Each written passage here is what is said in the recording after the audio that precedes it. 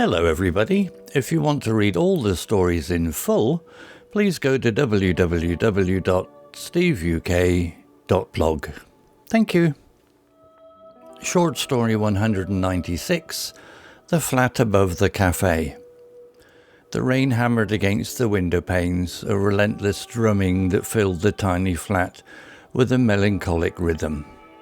Inside, Sarah curled deeper into her armchair, a mug of lukewarm tea forgotten in her hand. Outside, the usually bustling London street was a blur of grey umbrellas and splashing pedestrians. She wasn't one to dwell on the weather, but lately it seemed to mirror her mood, dreary and uninspired. Her job as a graphic designer at a marketing firm had become a monotonous cycle of deadlines and uninspired projects. The spark that had once ignited her creativity felt like a dying ember. A loud clang from downstairs jolted her out of her reverie. It was probably Mrs. Abernathy, the energetic owner of the Italian cafe below, rearranging furniture again. Sarah smiled faintly. Mrs. Abernathy, a woman with a permanent twinkle in her eye and a seemingly endless supply of stories, was a constant source of amusement and a welcome distraction from the monotony upstairs. Suddenly a different sound filtered through the floorboards, a soft, rhythmic tapping. It wasn't Mrs. Abernathy's usual boisterousness. Intrigued, Sarah sat down her mug and crept toward the small, dusty hatch in the ceiling. This hatch, a relic of a bygone era, connected the living room of her flat directly to the cafe below. It had been nailed shut for years, deemed a fire hazard by the previous tenant. Curiosity gnawing at her, Sarah rummaged through her toolbox and found a rusty hammer. With a few hesitant blows, she pried open the hatch, revealing a narrow, cobweb-filled space. After a moment's hesitation, she grabbed a flashlight and squeezed through the opening. The cafe was deserted, the chairs stacked on tables covered in white linen. The tapping sound seemed to be coming from behind the counter, a small alcove hidden behind a heavy tapestry. Sarah cautiously approached, her heart pounding in her chest. Pushing aside the tapestry, she let out a gasp. There, nestled in the corner, was a young woman, her back pressed against the wall. Tears streamed down her soot-stained face, and she clutched a small leather-bound notebook in her shaking hands. Sarah froze, unsure how to react. The intruder, a girl who couldn't be much older than 20, looked up with wide, startled eyes. Fear flickered momentarily, then a flicker of defiance replaced it. "Who are you?" the girl demanded, her voice a hoarse whisper. I live upstairs," Sarah stammered, stepping closer and lowering the flashlight. "I heard a noise and—" The girl remained silent, holding Sarah's gaze with a steely intensity.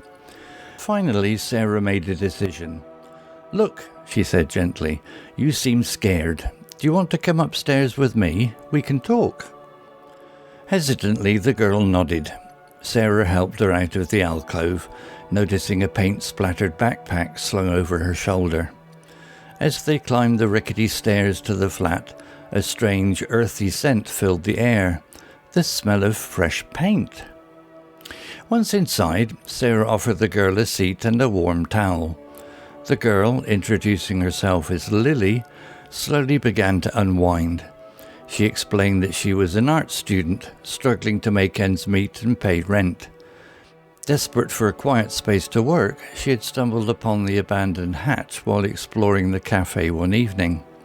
The tapping, she admitted with a sheepish grin, was an attempt to create a makeshift skylight to let in some natural light. Sarah listened intently, a spark of interest igniting within her. She found herself drawn to Lily's raw talent and determination, a stark contrast to the stale creativity she felt trapped in at work. "Let me see your work," Sarah blurted out before she could stop herself. Lily's eyes widened. She hesitated, then unzipped her backpack. revealing a portfolio bursting with vibrant sketches and charcoal portraits. Sarah gasped. The art was raw and emotional, capturing the essence of life on the streets with an intensity that resonated with Sarah's own longing for a creative outlet. "It's incredible," Sarah finally said, her voice filled with genuine awe. "You have a real gift, Lily." The compliment brought a shy smile to Lily's face. They spent the rest of the evening talking about art, dreams, and the struggles of being a young artist in a bustling city. As Sarah listened to Lily's aspirations, a bold idea began to form in her mind. "Lily," she said tentatively, "what if I told you I could offer you a space to work?" Lily's eyes widened again, this time with suspicion. "What do you mean?" "The cafe downstairs," Sarah explained. "Mrs. Abernathy is always looking for ways to attract customers. What if—" She paused, taking a deep breath. "What if we proposed a collaboration?" The next few days were a whirlwind of activity. Sarah, fueled by a newfound sense of purpose, pitched the idea to Mrs. Abernathy. The energetic cafe owner, ever open to new ideas, loved the concept. Lily, initially hesitant, was quickly won over by the prospect of a dedicated workspace and a chance to showcase her art. Together they transformed the cafe. Lily's artwork adorned the walls, creating a vibrant, welcoming atmosphere. Sarah, using her design skills, helped create a mini exhibition space in the back corner, complete with spotlights and display stands.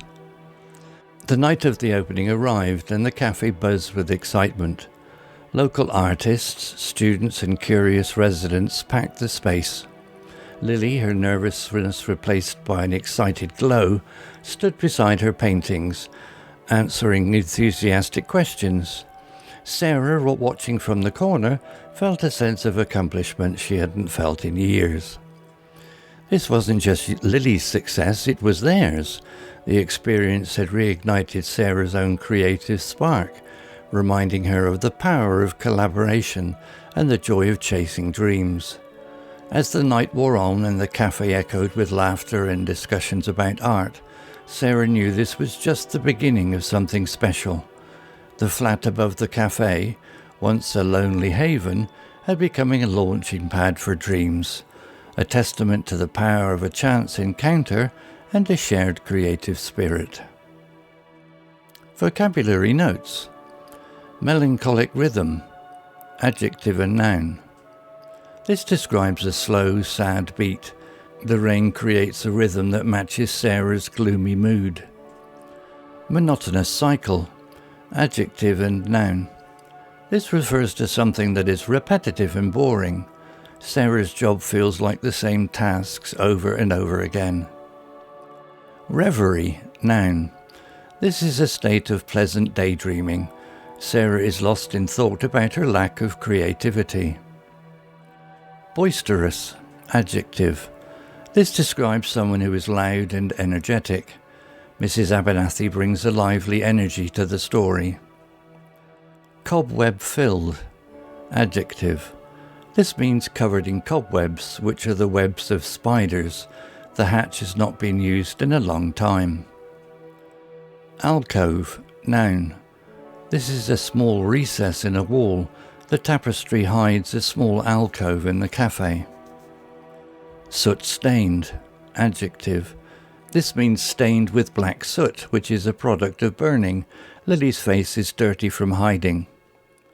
Steely intensity, adjective and noun. This describes a strong, unwavering gaze. Lily stares at Sarah with determination. Rambled, verb. This means to talk in a long and confused way. This word could be used to replace explained if Lily spoke quickly and nervously at first. Earthy scent, adjective and noun. This describes a strong natural smell like soil or plants. The paint Lily uses has a distinctive smell. Raw and emotional, adjective and adjective. This describes art that is unpolished but full of feeling. Lily's art expresses strong emotions. Whirlwind of activity. Noun. This describes a period of busy and chaotic activity.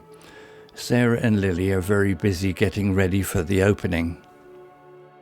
Buzzed with excitement. Verb in preposition. This means to have a lot of excited activity. The cafe is full of people enjoying the opening night. Launching pad. Noun. This is a platform used to launch rockets or other things into space.